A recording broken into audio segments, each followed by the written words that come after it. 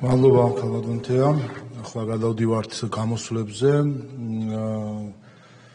ხალხის წარიდან სოზარ სუბარი, სხვა გამოსვლის პოზიციიდან არ არიან, შემდეგ უმრავლესობიდან ნინო წილოსანი ადგილიდან და ირაკლი კერცხალი.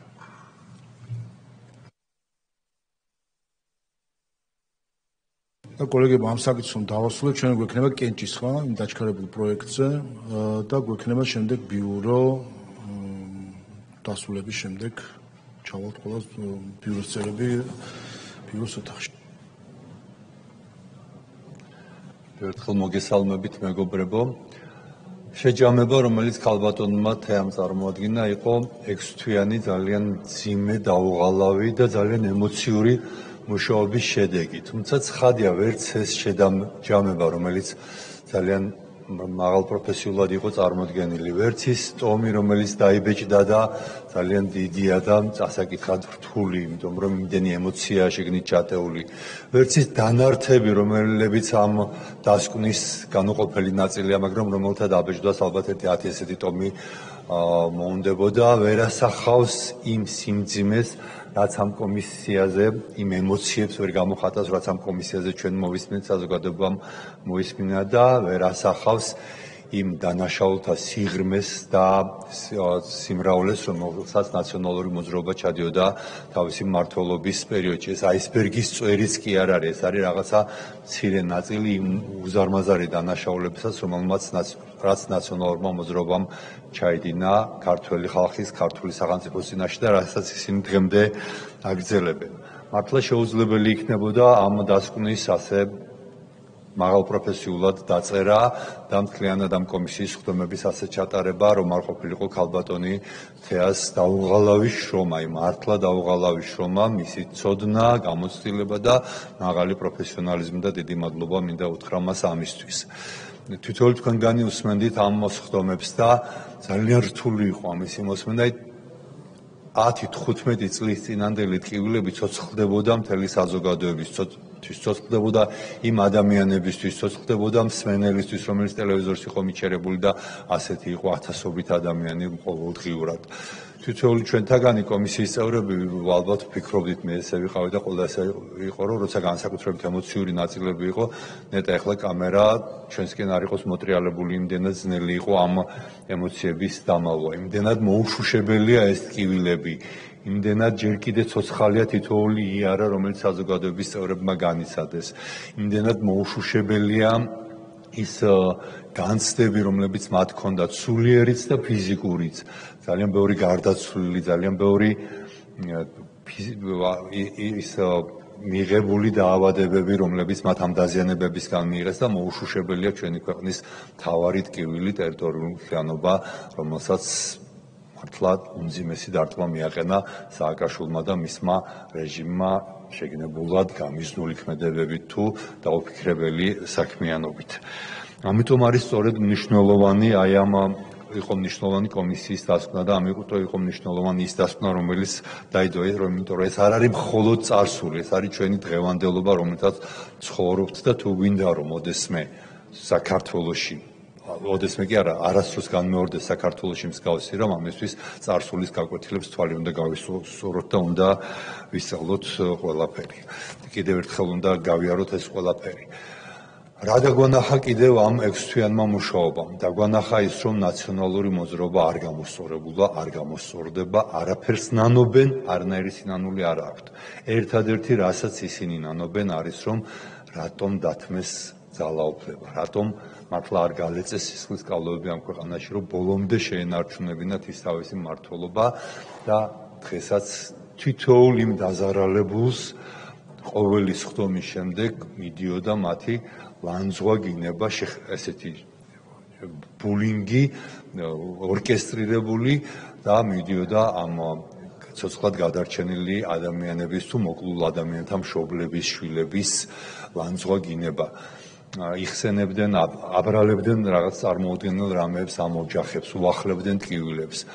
იმ შემთხვევაშიც კი, როცა ლაპარაკია კონკრეტულ დამნაშავებზე, და იხსენებდნენ და ამ დანაშაულებს, მაგრამ პასუხი აქ გასაცემი ერთ იმაზე, ადამიანს რო დანაშაული აქვს ჩადენილი, ეს ამართლებს მისწამებას, ეს ამართლებს ამ ადამიანის დახვრეტას ქუჩაში, რა თქმა უნდა, არა, ესა წარმოუდგენელი ამბავია.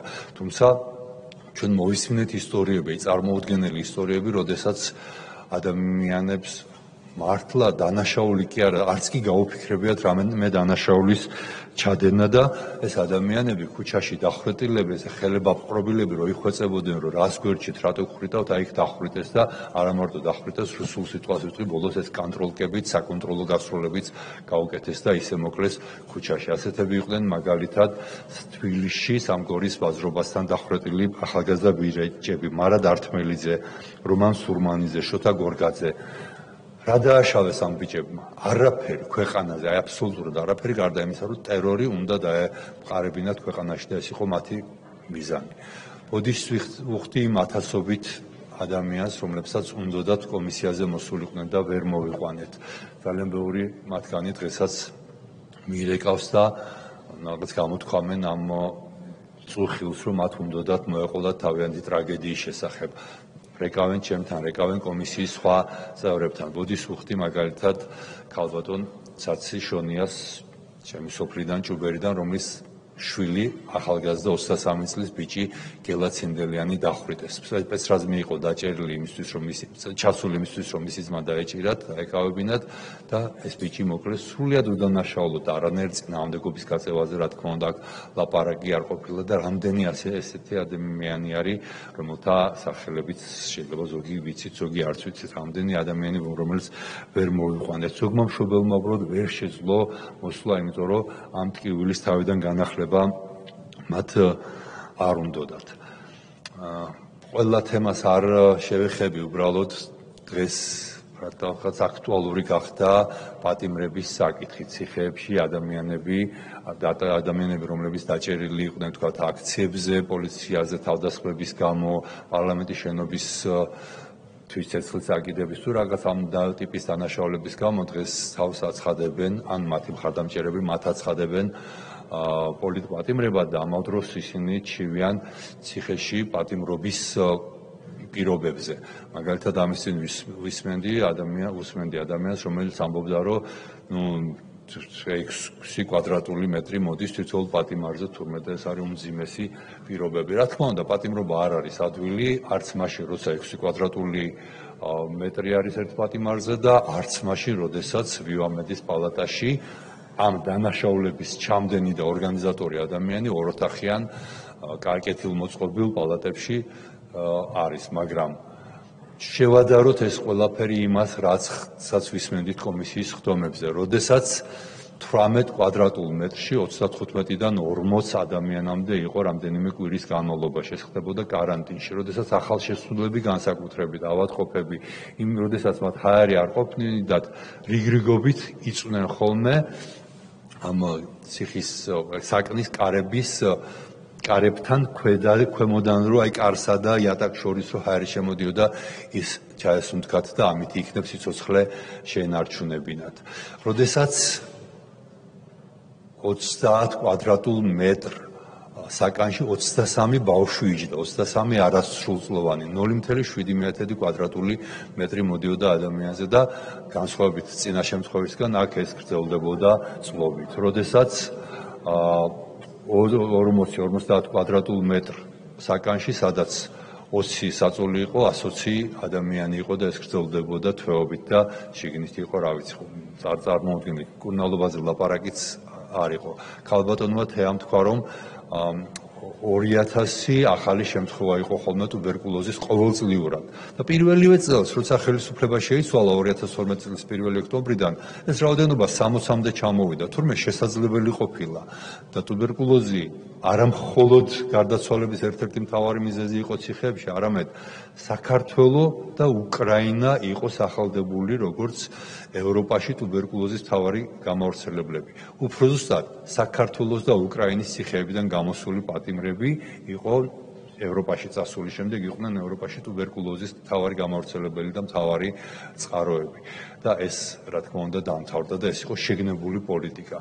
ქალბატონმა თეამ ახსენა უცხო ჰეპატიტის სკრინინგი აკრძალული იყო და შესაბამისად რამდენი ადამიანი კვდებოდა C ჰეპატიტის იმის დათვლაც კი არ ხდებოდა და როდესაც შეიცვალა ხელისუფლება და ჩავატარეთ სკრინინგი აღმოჩნდა რომ ყოველ მეორე პატიმარს ანუ 24500 პატიმრიდან 12000 პატიმარს ჰქონდა C ჰეპატიტი.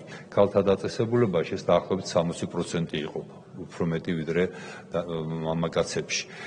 ესეც შეგნებული პოლიტიკა იყო და პირდაპირ დავარქვათ ყველაფერს თავის სახელი ის ხო გენოციდისკენ მიმართული, ქართული ხალხის გენოციდისკენ მიმართული.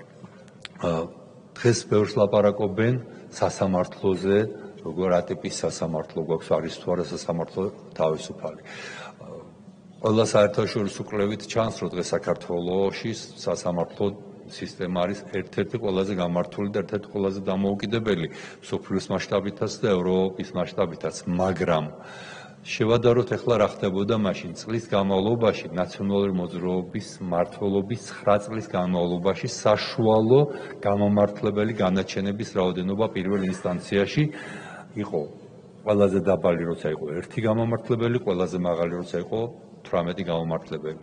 და ეს არის საშუალო წელიწადში 18-20000 სისხლის სამართლის განაჩენიდან გამომართლებელი იყო 1-დან 18-მდე. ეს არის 0.001%. მსგავსი დაბალი პროცენტი არათუ დღეს არ არსებობს, არათუ ევროპის თუ მსოფლიოს რომელიმე ქვეყანაში არ არსებობს. მსგავსი დაბალი პროცენტი არ იყო საბჭოთა კავშირში 1927-28 წლებში, როდესაც ყველაზე მძიმე რეპრესიები იყო.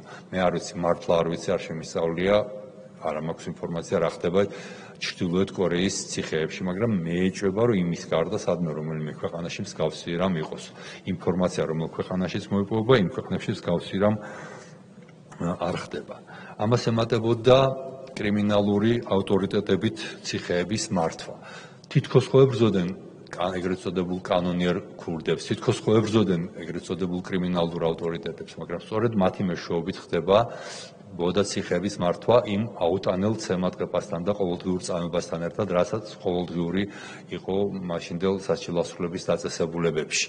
და ეს მაშინ როცა სახალხო დამცველი ვიყავი, კონკრეტული მაგალითებით, კონკრეტული გვარის სახელებით მაქვს პარლამენტის წინაშე წარმოდგენილი ეს ინფორმაციები, მაგალითად, როგორ ხდებოდა, რომ ეგრეთ ციხის საავადმყოფოში, ეგრეთ წოდებულ რეზბავნიცაზე, პატიმარი შიგნიდან კეტავდა კარებს, მათ გარედან არ იკეტებოდა ეს კარები, ორი ადამიანი ემსახურებოდა თავის მაცივრებით, თავის, რა ვიცი, დივიდებით და ეს ადამიანი მართავდა იქ სიტუაციას, მაგრამ 2012 წლის შემდეგ, როდესაც ხელისუფლება შეიცვალა, უკვე გამოჩნდა უფრო მეტი მტკიცებულება იმისი, რაც იმოპოვებაც მაშინ შეუძლებელი იყო, რომ წელიწადში ორჯერ როგორ კრებდნენ ყველა ციხიდან ეგრეთ წოდებულ კრიმინალურ ავტორიტეტებს მე-6 დაწესებულებაში და იქ ისევ ეგრეთ წოდებული კანონიერი ქურდები როგორ აცლებდნენ დავალებებს, რომ როგორ უნდა ჩაეშალათ ეს ბრძანებები, რასაც იღებდნენ ეს ადამიანები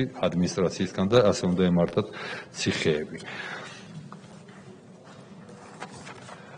როცა სასამართლოებზე ლაპარაკობთ და ზოგადად როგორი ტიპის სასჯელები იყო, დღეს სასჯელებზე ბევრი ადამიანი წუხს, რომ აი თითქოს არ არის სამართალი, მაგრამ რამდენიმე მაგალითს ვიტყვი. როგორ აღმოვაჩინე ბავშვი, რომელსაც 4 წელი ჰქონდა მისჯილი და ეს ადამიანი როცა დაიჭირეს იყო 14 წლის. მან მოიპარა კაკალი მეზობლის ხიდან. არ დაიზარეს, ექსპერტიზა ჩაატარეს, ამ კაკლის ღირებულება იყო 15 ლარი. 15 ლარის ღირებულების კაკლის, არ ვიცი მოპარვა როგორ დავარქვა ამას, მაგრამ მოპარვისთვის ოფიციალურად ესე იყო 4 წელი მიუსაჯეს 14 წლის ბავშვს. როდესაც 65 წლის ქალს 4 შვილის დედას მიუსაჯეს 25 წელი, იმიტომ რომ მან თაღლითობა ჩაედინა, რამდენიმე ეპიზოდი იყო მართალია, მაგრამ ჯამური ღირებულება ამ თაღლითობის იყო 2700 ლარი. მაგრამ 25 წელი არ აკმარეს, 17500 ლარი ჯარიმა ბიუჯეტის სასარგებლოდ და 2700 ლარის ანაზღაურება სასამართლოს გადაწყვეტილებით დაზარალებულებისთვის. როდესაც 18 წლის ახალგაზრდა კაცს, ბიჭს მიუსაჯეს 18 წელი, იმიტომ რომ მან მოიპარა 6 ცალი ნახმარი საბურავი და შეკრებითობა გაუკეთეს. მართალია ერთი ეპიზოდი იყო ნორმალურ სასამართლო პირობებში, მაგრამ ეხლა 6 საბურავს ერთხელ ვერ გამოიტანდაო და შეკრებითობით მიუსაჯეს 18 წელი სამ ეპიზოდად გააკეთეს. და ეს ყველაფერი იყო შერწყმული ელიტურ კორუფციასთან, აი წარმოუდგენელი მასშტაბის ელიტურ კორუფციასთან და ამის ბევრი მაგალითის მოყვანა შეიძლება, მაგრამ არ გვინდა ბევრი კლასიკური მაგალითები, როდესაც ჯარის ქურდი, ჯარისთვის მოპარული ფულებით კეზერაშვილი ხდება მილიარდერი და ამ ფულებს დღესაც ახმარს საქართველოში არეულობას და ქართული სახელმწიფოს წინააღმდეგ მიმართულ ქმედებებს. როდესაც სააკაშვილი, მისი ოჯახის წევრები, დედამისი, ბიძამისი გახდნენ მულტიმილიონერები, მოპარული ფულებით, სააკაშვილის მიერ ნაჩუქარი ქონებებით და ეს ფულები დღესაც ხმარდება საქართველოს ხელისუფლების წინააღმდეგ მიმართულ ქმედებებს. და ამის მაგალითები გვაქვს ძალიან ბევრი. ჩვენ მოვისმინეთ წარმოუდგენელი შემზარავი აღიარებები საპარლამენტო კომისიის მუშაობაზე, თუ როგორ ხდებოდა მოსახლეობის მიტოვება ომის დროს, 2008 წლის ომის დროს ახალგორში, ცხინვალის რეგიონში, კოდორის ხეობაში გენერალი ზაზა გოგავა პირდაპირ აღიარებდა, რომ მან ვერ მოიცალა თურმე იმისთვის, რომ ერთი ზარი გაეკეთებინა, რომ მოსახლეობა გააფრთხილებინა. ზარიც არ უნდოდა გენერალური შტაბის უფროსის ზარი, ნამდვილად არ იყო საჭირო. ვინმესთვის ერთგვარი წინადადება, რომ ხალხს რამე უშველეთ. არათუ არ გამოიყვანეს, არც კი გააფრთხილეს, რომ საფრთხე გემუქრებათ და ამას არაერთი ადამიანის სიცოცხლე ემსხვერპლა სამწუხაროდ ჩვენი მშვიდობიანი მოქალაქეების. გენერალმა ზაზა გოგამალფამ თავის თავზე აიღო, რომ ეს თითქოს მისი საქმე იყო, თუმცა არა ვარ დარწმუნებული, რომ ნამდვილად მაინც გენერალური შტაბის ხელმძღვანელი უნდა ყოფილიყო, მაგრამ სამოქალაქო ხელისუფლებაც იყო მოშლილი პრაქტიკულად და ამის ბრალი იყო ის ათეულობით ადამიანის მსხვერპლი, რომლებიც შეეწირდნენ ამ გაუფრთხილებლობას. აქვე მინდა რახან ბატონი ზაზა გოგავა ვახსენე, ალბათ მათი ამკე ილაპარაკა, რამდენად მოშლილი იყო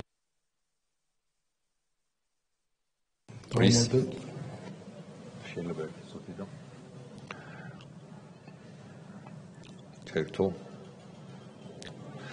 და მაგრამ აქვე მინდა მაინც თქვა ბატონ ზაზა გოგავას მე დავოსვი კითხვა, სად იყო აფხაზეთის ომის დროს. აფხაზეთის ომის დროს ის ახალგაზრდა კაცი იყო, 22 წლის თუ სწორად მახსოვს. მას არ გასჩენია სურვილი, რომ წასულიყო აფხაზეთში და ებრძოლა სამშობლოსთვის ძალიან ბევრი სხვა მოხალისის მსგავსად. სამაგიეროდ მას დიდი პატივით როგორც ჩანს შეიფერა საქართველოს ჯარის სარდლობა, გენერლობა, გენერალური შტაბის უფროსობა და აი ესეთ დეტალებში ხშირად ჩანს მათი დამოკიდებულება სამშობლოს მიმართ და ამის შემდეგ აღარ გიგვერს ადამიანს, რატო იღებდნენ ასეთ არაპროფესიონალურ, არაკომპეტენტურ გადაწყვეტილებებს, რატომ მიატოვეს საქართველოს მოსახლეობა და რატომ არის დღემდე ჩვენი უმთავრესი ტკივილი საქართველოს დარღვეული ტერიტორიული მთლიანობა. მე იმედი მაქვს, რომ ოდესმე ეს აუცილებლად აღადგება, თუმცა მაინც ძალიან მნიშვნელოვანი იქნება, რომ ამისთვის მიღწეული იქნას ქვეყნის ერთიანობა, პოლიტიკური სპექტრის ერთიანობა, იმ გაგებით, რომ ის ადამიანები, ის პოლიტიკოსები, ის პარტიები, რომლებიც მთელი თავისი არსებობის მანძილზე საქართველოს, ქართული სახელმწიფოს წინააღმდეგ მოქმედებდნენ და მოქმედებენ დღესაც, აღარ იყოს პოლიტიკურ ასპარეზზე, არ ქონდეთ მათ უფლება პოლიტიკაში მონაწილეობის და იმედი მაქვს ჩვენი დასკვნა და პროცესები, რომლებიც ამ დასკვნას მოჰყვება, იქნება ერთი ნაბიჯი, ერთი სერიოზული ნაბიჯი ამ მიმართულებით გადადგმული. მადლობა ყველას. მადლობთ. ნინო წილოსანი ადგილიდან. ძალიან მძიმე იყო იმ ყველაფრის მოსმენა, რაზეც საგამოძიებო კომისიამ თვეების მანძილზე იმუშავა და რომელიც ქალბატონმა თეამ წარმოადგინა.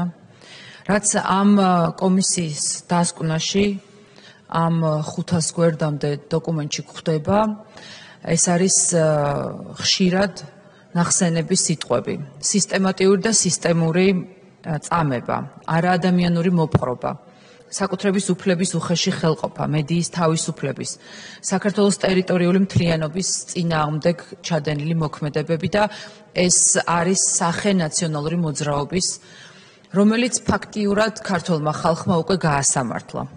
მაგრამ ეს დოკუმენტი, რომელიც საგამოძიებო კომისიამ შექმნა, არის ისტორიული მნიშვნელობის და მე იმედი მაქვს, რომ ამ დოკუმენტზე დაყრდნობით ჩვენი მომავალი თაობები ისწავლიან საქართველოს უახლეს ისტორიას და ისწავლიან, როგორი არ შეიძლება ამ ქვეყანას ყავდეს ხელისუფალი.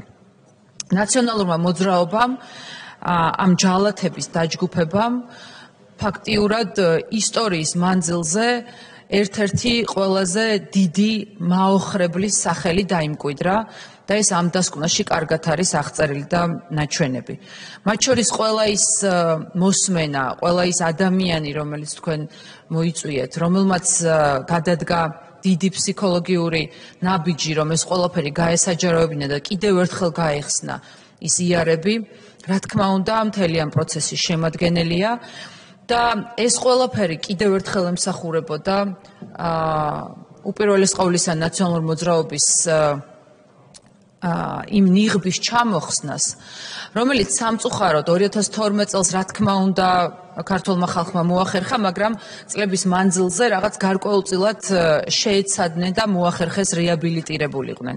თითქოს ბოლო პერიოდში უკვე ჩვენს ირგვლივ აღარ რცხვენოდათ ადამიანებს ეთქვათ, რომ ღიად საჯაროდ ნაციონალური მოძრაობის მომხრეები იყვნენ და რომ მათ პოლიტიკას ამართლებდნენ.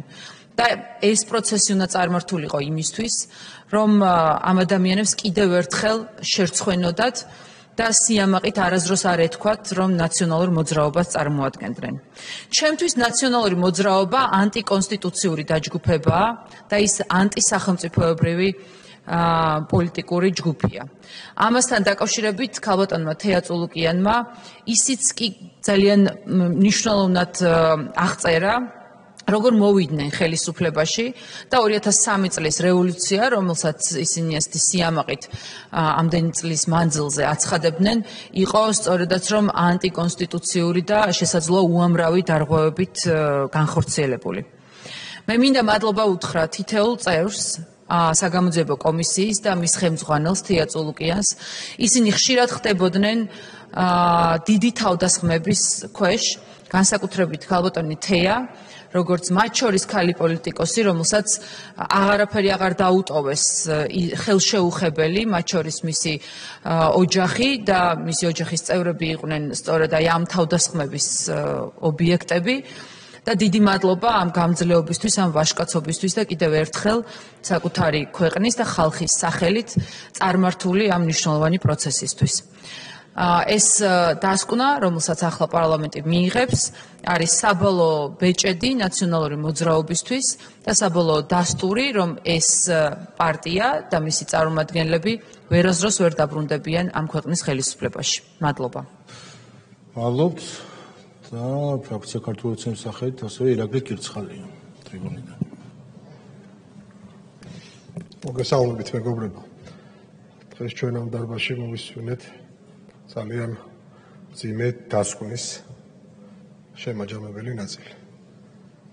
სანამ ამას მოვისმინეთ, ყველას კარგად გვახსოვს თვეების მანძილზე ასევე ძალიან მძიმე პროცესი, რომელსაც მთელი საზოგადოება ადევნებდა თვალყურს. ჩვენი საზოგადოება და არაერთხელ ხაზგასმით გვითხოვს, განსაკუთრებით ჩვენი ახალგაზრდობა, ჩვენი ქვეყნის ახალგაზრდობა, რომელიც ჯერ კიდევ შეიძლება ზოგი საბავშვო ბაღში დადიოდა აი ამ წამებელი რეჟიმის დროს. მე არ მინდა დიდი ხნით თავს არ შეგაწყენ, ძალიან მოკლე შეფასება რაც შეიძლება გაკეთდეს და პირველ რიგში მინდა შევუერთდე იმ მადლობას, რომელიც თქვენი მხრიდან და არა მხოლოდ ასევე საზოგადოების მხრიდან და მათი სახელით კომისიის თითოეულ წევრს იმ კოლოსალური საქმიანობისთვის, რომელიც გაწიეთ აქ საპარლამენტო სივრცეში და ჩვენი ქვეყნისთვის. დიდი მადლობა იმ შრომისთვის, იმ სერიოზული დასკვნისთვის, რაც ყველაზე მთავარია. ამ დასკვნას ჭირდება პარლამენტიდან შესაბამისი შეფასება, ასე რომ ფრაქცია ქართული ოცნების გადაწყვეტილებით მომზადება შესაბამისი რეგლამენტის მიხედვით საპარლამენტო დადგენილების პროექტი და ხვალინდელ პლენარულ სხდომაზე წარედგინება უკვე პარლამენტს კენჭის საყრელად და კიდევ ერთხელ ბოლოს მოკლედ აი ამ მართლაც უმნიშვნელოვანესმა კომისიამ და დასკვნამ ამოვლინა ერთი და მოახდინა ერთი ყველაზე მთავარი და მნიშვნელოვანი ილუსტრაცია იმ წამებლების ილუსტრაცია იმ რეკეტიორების და ილუსტრაცია რაც მთავარი სამშობლოს მოღალატეების რომელიც სწორედ იმ ახალგაზრდობას ესე უწიფრად დღეს აქ რუსთაველის გამზირზე დემოკრატიის სახელით ესაუბრებია და დემოკრატიის საფუძვლებზე ესაუბრებიან. ესენი იყვნენ ძალა და არიან ძალა, რომელიც თავის ხელისუფლებაში ყოფნის პერიოდშიც და შემდეგაც იყვნენ თავის ქვეყნის ოპოზიციაში. და მათ ამ დასკვნის შემდეგ და შემდეგ იმ ძალიან მნიშვნელოვანი სარჩელის მომზადების შემდეგ გაეცემა ასევე სამართლებრივი პასუხი. დიდი მადლობა ყურადღებისათვის და კიდევ ერთხელ მადლობა კომისიის წევრებს. მადლობა. კაროტონთია დასკვნის სიტყვა ხომ ახსურთ? არა.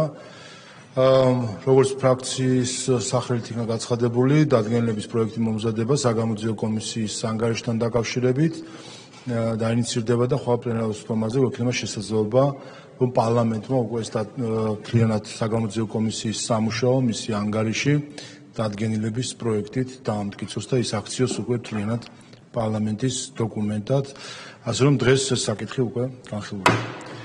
კოლეგებო, მოვემზადოთ რეგისტრაციისთვის გვექნება ახლა კენჭისყრა და მორჩებით დღევანდელ სხდომას.